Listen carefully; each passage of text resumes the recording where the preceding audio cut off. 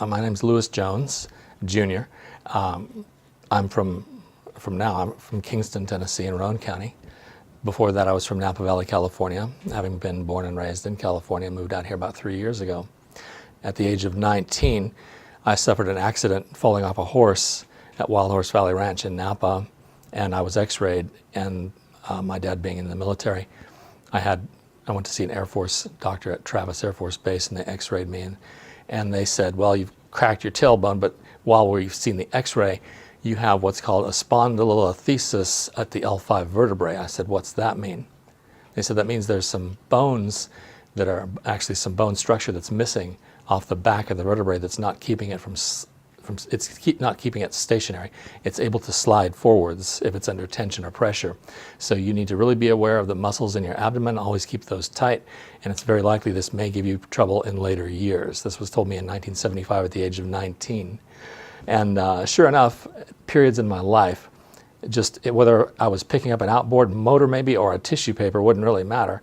It would set it off, and I'd feel like it's just stabbing pains coming around from my belt line, like my body was separating in two, basically. And you could almost feel it like click forward. I knew that's what it was. It was putting pressure on the spinal cord. But this last summer of 2016, it really started to come on in the middle of June. People started to comment that I was walking hunched over like a wore-out football coach, or like Quasimodo, as somebody put it. And in looking back in some videos, I was definitely stooped way over as I was walking, compensating for the pain. In July, it became impossible for me to stand erect in line anywhere, just stand upright and stand still.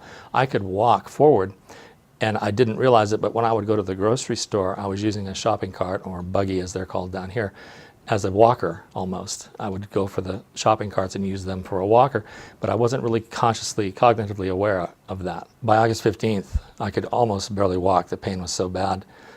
I was only taking ibuprofen for the pain, and that pretty much, if I took like 800 milligrams in a day, it would kind of take the edge off, but it was still very bad. To stand, to walk, bending over was nearly impossible. I knew that something had gone majorly awry with my back.